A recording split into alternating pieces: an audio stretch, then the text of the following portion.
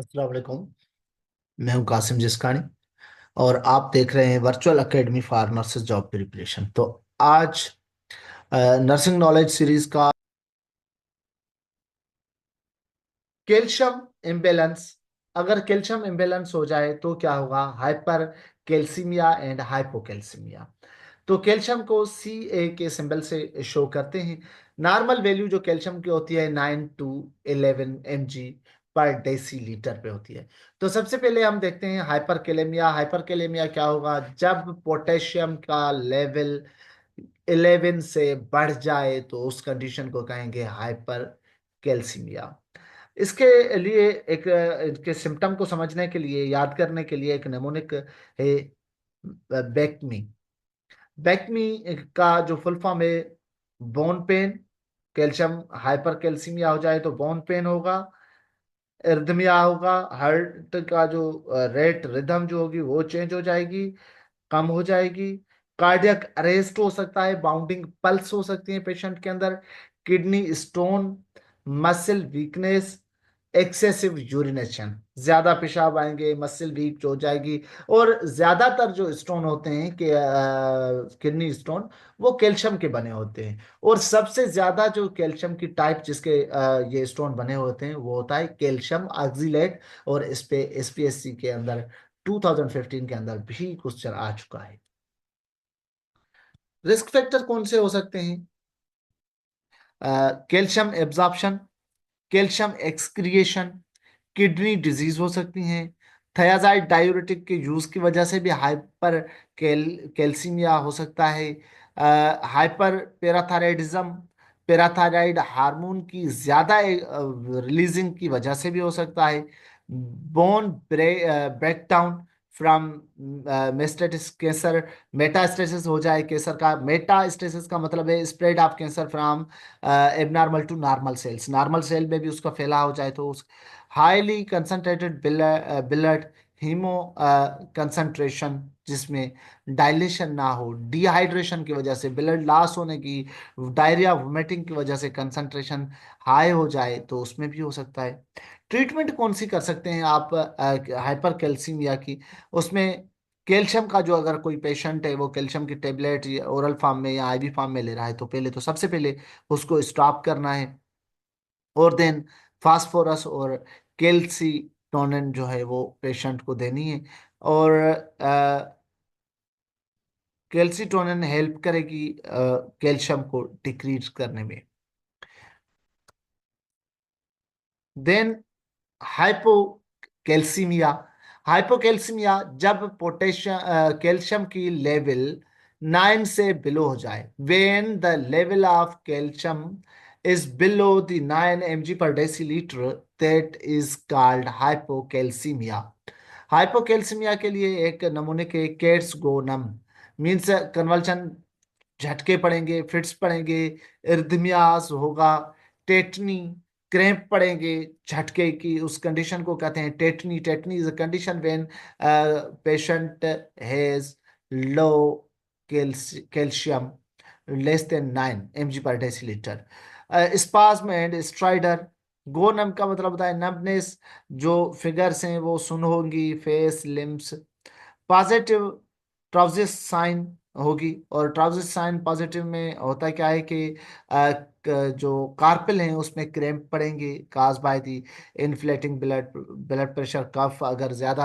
आप पेशेंट को, आपको चेक करना है ट्राउजिस साइन, तो पेशेंट का कफ बांधेंगे ब्लड प्रेशर का, और जैसे उसे इन्फ्लेट करेंगे तो उसके जो कार्पल हो वो स्पाज्म हो जाएंगी उसके अंदर, जैसी तरीके से आप इस तस्वीर में देख रहे हैं। चॉस्टिक्स साइन। चॉस्टिक्स साइन के अंदर कंट्रैक्शन होती है फेशियल मसल की, और उस फेशियल मसल पे जब लाइट लगाएंगे और टैप करेंगे तो फेशियल नर्व जो है वो स्पाज्म काज करेगी। जब ज्यादा हंसेंगे तो उसके अंदर भी होता है। ये दोनों याद कर दें, ये साइन भी आ चुकी हैं फेडरल पब्लिक सर्विस कमीशन के। अच्छा, रिस्क फैक्टर कौन से हो सकते हैं इसमें?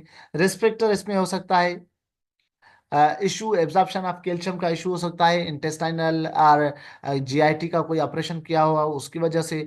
Too much calcium leaving the body, excretion ज्यादा हो गई है डायूरेटिक की वजह से, डायरिया की वजह से, ड्रेनेज की वजह से।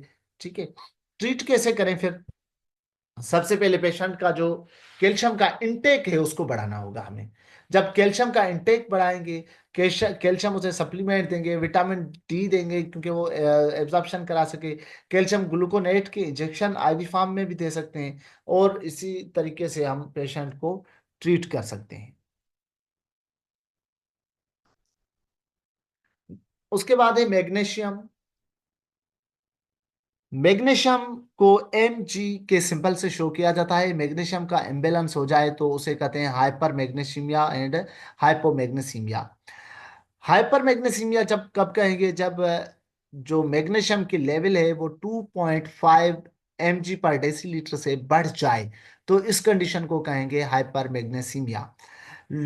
इसके लिए नमूने के लो everything sedated, deep tendon reflex होंगे, एनर्जी जो है वो कम हो जाएगी, ड्राउजीनेस, कोमा होगा पेशेंट में, हार्ट रेट डिक्रीज हो जाएगा जिसे हम ब्रेडिकार्डिया कह रहे हैं, रेस्पिरेटरी रेट जो है वो भी कम हो जाएगा, रेस्पिरेशन जो है वो शैलो ब्रीथिंग होगी, और बावल साउंड भी डिक्रीज हो जाएंगे। अगर आप इसके रिस्क फैक्टर में जाएंगे, तो अगर ऐसा पेशेंट हो, फॉर एग्जाम्पल हमारे पास इक्लेम्पिया का पेशेंट है, हम उसे मैग्नीशियम की इंजेक्शन दे रहे हैं मगर मॉनिटर नहीं कर रहे, तो अल्टीमेट क्या होगा कि पेशेंट को हाइपर मैग्नीसीमिया हो जाएगी, और हाइपर मैग्नीसीमिया की वजह से ब्रेडिकार्डिया होगा, हाइपोटेंशन होगा, ब्रेडिपिनिया होगा, शालो ब्रीथिंग होगी, बाउल साउंड डिक्रीज हो जाएंगे।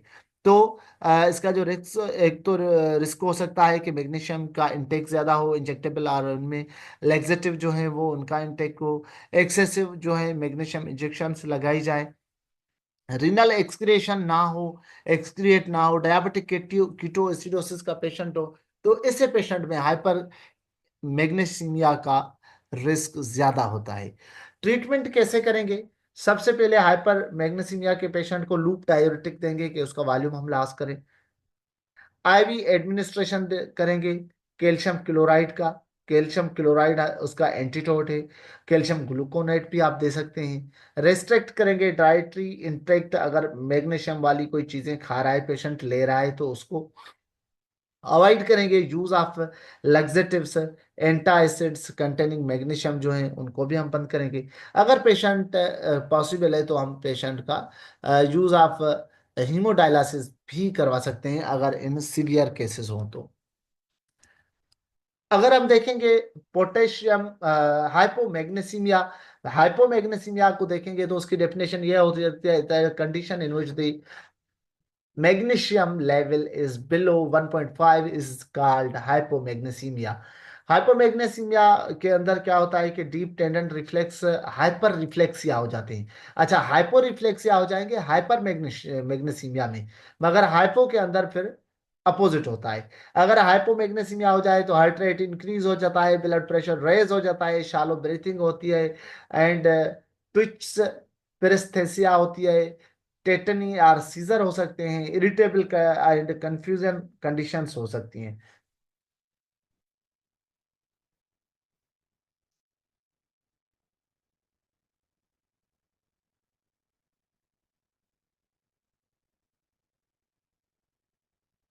फास्फोरस इम्बेलेंस, फास्फोरस इम्बेलेंस को हम पी से शो करते हैं, और उसमें दो ही कंडीशन आएंगी, हाइपर फास्फेटमिया एंड हाइपोफास्फेटमिया।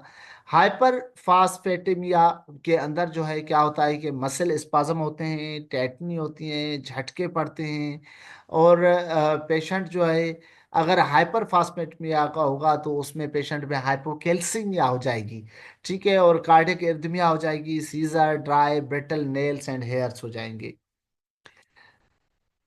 किडनी डिस्फंक्शनिंग जो है इसका रिस्क फैक्टर है। रिस्क फैक्टर के अंदर constant use of enemas, laxative, रेप्टो, एब्डामिनल डायलिसिस जो है, पेरिटोनियल डायलिसिस, विटामिन डी की टॉक्सिसिटी जो है वो भी रिस्क फैक्टर है। हाइपोपेराथायराइडिज्म इसमें जो है रिस्क फैक्टर है। और अगर आप किडनी डिस्फंक्शनिंग की बात करेंगे तो N injured kidney is unable to filter the excessive phosphate causing level to rise in the blood। अगर कोई किडनी डैमेज है तो वो प्रॉपर फंक्शनिंग नहीं कर रही, एक्सक्रिएशन उसकी ठीक नहीं होगी, देन काज क्या होगा, फास्फेट की लेवल जो है बढ़ जाएगी। ट्रीटमेंट इसकी क्या हो सकती है? ट्रीटमेंट इसकी में डाइट मॉडिफिकेशन, डाइटरी मॉडिफिकेशन में फास्फेट जो है वो कम देना है अगर ज़्यादा ले रहा है। पेशेंट का डायलिसिस करना है, अगर वो end stage of renal disease पे है तो उसका डायलिसिस करना होगा फास्फेट की लेवल को मेंटेन करने के लिए। कंट्रोल करना है hypertension to maintain the kidney function. Hyperphosphataemia के अंदर क्या होता है, फटेग होता है, पेशेंट वीकनेस होती है, डिले ग्रोथ स्लो हो जाती है बच्चों के अंदर, जो बोन है उसकी कमजोर हो जाते हैं, वीक पड़ जाते हैं, फ्रैक्चर जल्दी हो जाता है, और ज्यादा उन बच्चों को भूख लगती है, कार्डियक अरिथमियासिस उनको होती है। इसके risk factor chronic vomiting, diarrhoea, eating disorder हो सकता है पेशेंट को जो ईटिंग कम खाता है, patient over consumption of diuretic की वजह से लास्ट ज्यादा हो जाएगा, पेशेंट की सिग्निफिकेंट बर्न इंजरी वगैरह हो तो उसमें भी हो सकता है, मल न्यूट्रिशन या स्टारवेशन पे हो कोई तो उस पेशेंट में भी ज्यादा रिस्क होते हैं हाइपोफास्फेटेमिया के। और अल्कोहल कोई पेशेंट लेता है तो उसके अंदर भी होंगे। रीफीडिंग सिंड्रोम हो पेशेंट की तो उनमें भी हाइपोफास्फेटेमिया के ज्यादा चांसेस होते हैं। और अगर उसकी ट्रीटमेंट की हम बात करें हाइपोफास्फेटेमिया की, तो डाइट मॉडिफिकेशन फर्स्ट प्रायोरिटी होगी। आईवी में हम फास्फेट के इंजेक्शंस देंगे, ओरल फॉर्म में भी सिरप और टेबलेट फॉर्म में हम उसको दे सकते हैं। और अगर डायूरेटिक पेशेंट ले रहा है तो उसको स्टॉप करवाने हैं, और provide proper care and recovery to burn, उसकी वजह से भी हाइपो वॉल्यूमिया हो जाता है जिसकी वजह से हाइपोफास्फेटेमिया हो जाता है।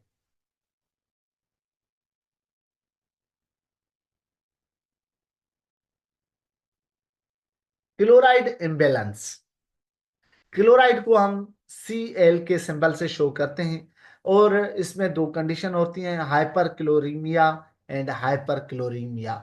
हाइपो और हाइपर क्लोरीमिया जो हैं दोनों एबनॉर्मलिटीज हैं क्लोराइड की। हाइपर क्लोरीमिया के अंदर क्या होता है कि पेशेंट के अंदर जो नॉर्मल वैल्यू है वो होता है 95 टू 105 एमईक्यू पर लीटर। जब 105 एमईक्यू पर लीटर पे क्लोरी जो लेवल है क्लोराइड की वो बढ़ जाए इससे, तो उस कंडीशन को कहेंगे हाइपर क्लोरीमिया। और इसके अंदर पेशेंट के सिम्टम्स जो होंगे common, high hypertension, fluid retention, generalised swelling, क्योंकि जब पानी और जिस्म का पानी जो है वो इकट्ठा होना शुरू हो जाएगा स्किन के टिश्यू के अंदर तो क्या होगा, ओडिमा हो जाएगा। पेरिफेरल ओडिमा हो सकता है, कार्डियक इर्थिमियासिस हो सकती है, हाइपोनेट्रेमिया हो सकता है, पेशेंट के अंदर रिस्क फैक्टर वाला पेशेंट हो तो उसके हाइपोनेट्रेमिया की वजह से भी जो है क्लोराइड की लेवल डिक्रीज हो सकती है। ओवर यूज ऑफ सोडियम जो है, मेटाबॉलिक एसिडोसिस की जो है वो की वजह से भी क्लोराइड देना पड़ता है जिसकी वजह से चेंज होगी। रीनल डैमेज, डिहाइड्रेशन, डायबिटीज इंसिपाइडस हो जाए उस वजह से भी हाइपर क्लोरीमिया हो सकता है पेशेंट को। ट्रीटमेंट इसकी क्या हो सकती है?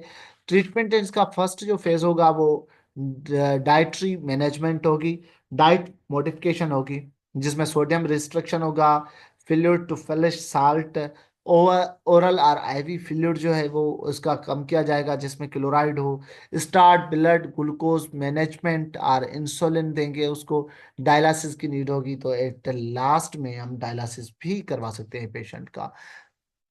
दूसरी कंडीशन है हाइपोक्लोरीमिया। जब क्लोराइड की लेवल 95 से कम हो जाए तो उस कंडीशन को कहेंगे क्लोरीमिया। हाइपो क्लोरीमिया जो है वो हाइपोटेंशन को काज करेगी, उसका साइन सिम्टम जो होंगे टेकिकार्डिया होगा, पेशेंट का हार्ट रेट बढ़ जाएगा, उसको ज़हनी तौर पर मेंटल चेंजेस होंगी, मसल वीकनेस हो जाएंगी, फटीक हो जाएगा। इसके हाइपो क्लोरीमिया के सिम्टम्स सिमिलर होते हैं जैसे हाइपोनेट्रीमिया के थे, सोडियम लेवल जब कम हो जाती है। डिहाइड्रेशन की वजह से इसके रिस्क फैक्टर जो है उनको अगर देखें तो डिहाइड्रेशन की वजह से हो सकता है, वोमिटिंग और डायरिया हो तो भी क्लोराइड की लेवल कम हो सकती है, syndrome of inappropriate anti diuretic hormone secretion, SIADH, उस कंडीशन में भी हो सकता है। और सियाद का जो फुल फॉर्म है वो है syndrome of inappropriate anti diuretic hormone secretion, over use of diuretic, Edison's disease, metabolic alkalosis, excessive suction of gastric content, potassium imbalance। Treatment कैसे कर सकते हैं हम हाइपोक्लोरीमिया की, क्लोराइड लेवल की कम हो जाए तो? सबसे पहले हम डाइट मॉडिफिकेशन करेंगे, डाइटरी साल्ट जो है वो इनटेक बढ़ाएंगे, पेशेंट को आईवी में पोटेशियम जो है वो भी देंगे, सोडियम क्लोराइड भी देंगे, डिहाइड्रेशन है तो उसको रिहाइड्रेट करेंगे, और limit to reduce diuretic drugs.